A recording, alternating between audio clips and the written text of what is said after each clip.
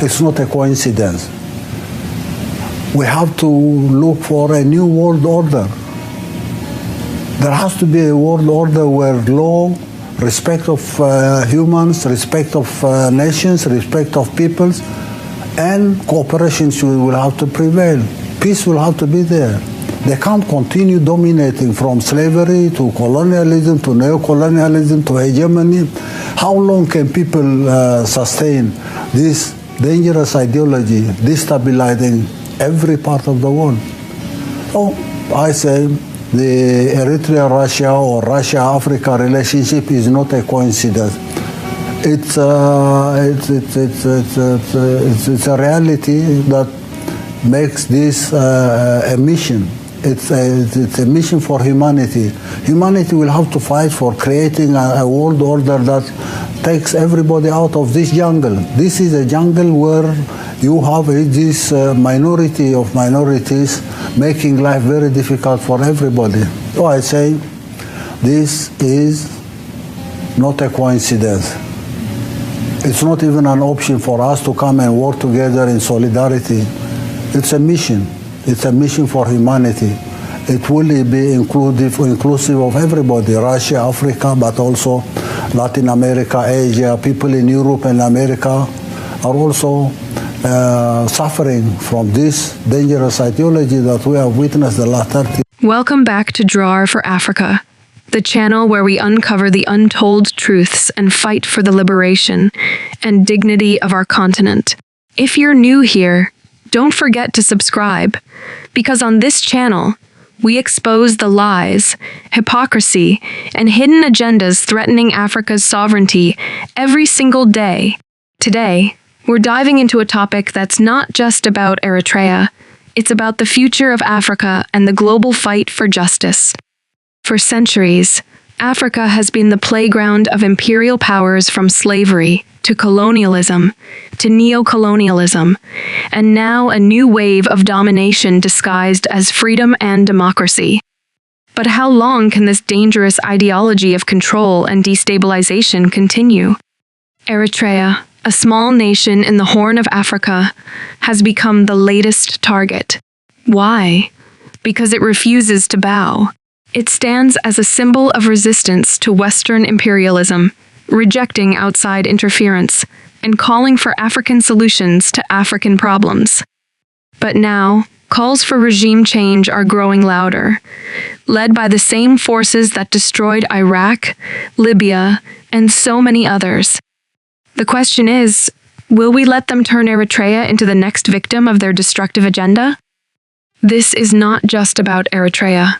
This is about the survival of African sovereignty, the independence of nations everywhere, and the fight for a new world order where respect for humanity and cooperation prevail over domination and exploitation. So, stay tuned, because we're about to expose the hypocrisy, the lies, and the real motives behind the push for regime change in Eritrea. This is a battle for Africa and for the soul of humanity. Let's get into it. A lot of people wondering what he's going to do from a foreign policy perspective. You know, Africa is kind of a black hole in terms of what Trump may do. And, you know, I think some people consider that to be good. Like, they think Trump won't really do that much there. But you can see that many of the worst actors on African issues are now lobbying the Trump administration to take certain actions. And you know, we've done a lot on this show to cover Eritrea. We traveled there together. I've traveled there several times myself. We've reported on it. So I just want to note, even though, you know, it's a small country in Africa, people don't think a lot about it. But a guy named Michael Rubin, who's sort of a high up kind of guy in the think tank diplomatic government world, now he works at the American Enterprise Institute, published an article, I think about a week and a half ago, calling on the Trump administration to carry out regime change in Eritrea, saying now is the time.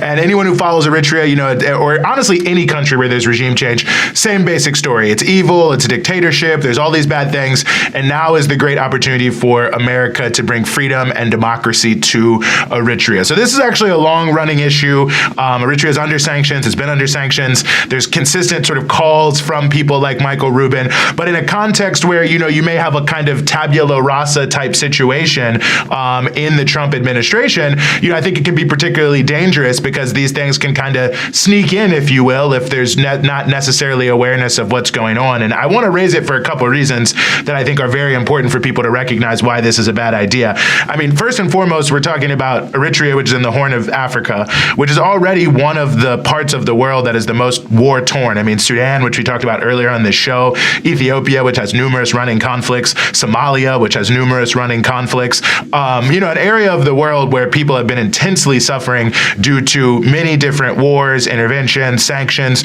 most of which have their roots, by the way, in sort of imperial policy to shape and control the Horn of Africa because it's so geostrategically important. It sits right there in the Suez Canal, on the Red Sea, the Bab el-Mandeb Strait, the Indian Ocean. And so going well back into the 1800s, this has been one of the main areas for imperialists to try to control, and it often destabilized. So Eritrea is essentially the only country in the region that has any stability whatsoever. I mean, it's very stable, actually. It's the only stable country that's not really being racked by a war right now, a civil war, a really bad one in many different cases.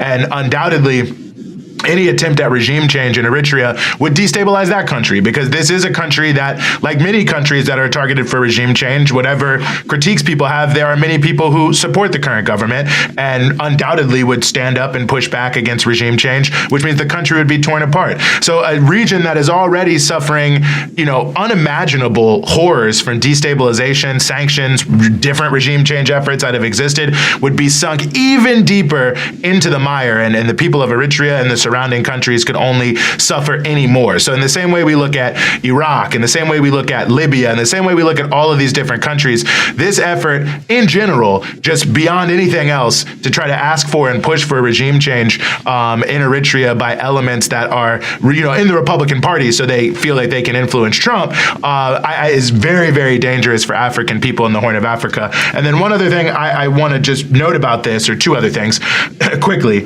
One is the rationale for this. And as you know, Rania, very well, there's always this intense targeting. But when you really look at Eritrea and compare it to other countries in Africa, and I think that's the most important thing from a contextual point of view, and you look at also the countries that are U.S. allies, you really start to ask some questions about why this is a country that's being targeted. I mean, for instance, Kenya, one of the number one allies of the United States. Ruto was here. They're a major non-NATO ally now. They're getting weapons. They're getting money. They're sort of fronting the U.S. occupation in Haiti, all of these different things. Well, Eritrea has a higher life expectancy than Kenya. And life expectancy, of course, is heavily associated with access to public health resources, many different other things. But it's a number one indicator, or one of the main indicators of overall quality of life and certainly of income inequality. So Eritrea, higher life expectancy than Kenya. You don't hear Michael Rubin or any of these other people saying, let's have regime change in Kenya. In fact, they're talking about getting closer with Kenya. Eritrea has a child mortality rate that is lower, or better, you should say, than Uganda. Also close U.S. ally. A little bit more on the rocks, but you don't hear anyone saying, let's overthrow Uganda. It has a higher literacy rate than Zambia or Rwanda. So that means that they're teaching more people to read than those two countries, which are two of the closest allies to the United States. Zambia now is becoming a base. They're moving U.S. military people there. They even have the Venezuelan opposition trying to set up a school for regime change around the world in Zambia. Rwanda, of course, everyone knows. And quite frankly, not that I'm any big fan of the liberal Western style democracy, but if you're going to be writing articles talking about Eritrea doesn't have democracy, I don't know how you can then say Rwanda is a good friend. So again, you have countries like Kenya, Zambia, Rwanda, very close. Namibia, and this is no shade on Namibia, no shade on them at all, but just to note, they got their independence at roughly the same time as Eritrea. In Eritrea, 80% of people live within 2 hours walking of a healthcare facility, 76% in Namibia. So obviously, that's a sign. Namibia has not been under sanctions, in many ways, more favorable economic environment. And again, that's not to shade them whatsoever. It's a very difficult situation for all African countries. But again, Eritrea doing better. So that's what you don't hear. You don't hear that they have a higher life expectancy than Kenya, higher literacy than Zambia and Rwanda, that they actually have a better access to healthcare than a country like Namibia, that they're above the sub-Saharan African average in terms of rural access to electricity. You don't hear any of those things. So why is it that now people are saying, let's have regime change in Eritrea? Well, I think you can answer that question very easily. Eritrea does not sign up to the broader U.S. agenda in the region and around the world. I mean, they were sanctioned for standing up against the balkanization of Somalia in the early 2000s. They were sanctioned by the United Nations basically for saying that Somalia should not be broken apart, destroyed, and thrown into civil war. When there was a regime change operation in Ethiopia to reinstall the TPLF, which was the U.S. proxy in the region, Eritrea stepped up and they opposed that as well. In the context of what we've even been seeing happen in Palestine. I mean, they have been outspoken at all international forums on that issue and always voted in favor of all the UN resolutions around Palestine and Gaza and things that have been going forward. It's a country that fiercely values its independence and that consistently argues that the future of the Horn of Africa should be for the people of the Horn of Africa, the future of Africa should be for the people of Africa, and that these outside imperial actors, should not be able to determine things. Now, it doesn't mean they don't say they want relations with anyone who's open to have relations, but that other countries shouldn't be dictating to Africa the way they have for 500 years. And of course, that is the worst possible thing. And every country that says that is aggressively targeted. We've seen it in Zimbabwe. We're seeing it now in the Sahel. And that's what's really happening, in Eritrea. And I think it's important for people to look at, and this is where I'll close, Rania, because the other big push that's happening from a lot of folks in the sort of right-wing sphere who follow Africa is to push the Trump administration to recognize Somaliland, which is a region of Somalia that is sort of trying to set itself up as an independent country. And just so you know, Rania, the thing that Somaliland officials are now saying about why the U.S. should recognize them is because they'll put a U.S. military base in Somaliland, and that will allow the U.S. to have greater control over the Bab el-Mandeb Strait, over the Red Sea, to be able to have a base to attack Yemen, and that the U.S. base should move from Djibouti to Somaliland because you can't trust Djibouti because they also got a Chinese base there. So Somaliland, which also is one of the few countries that still recognizes Taiwan as the ruler of all China, yep, that's right, they do, is saying, yes, please set up a military base here. We'll be so pro-U.S. and so pro-UK, and they've got a big lobby of people in the U.S. and the UK, but that undoubtedly will only deepen the conflict in Somalia.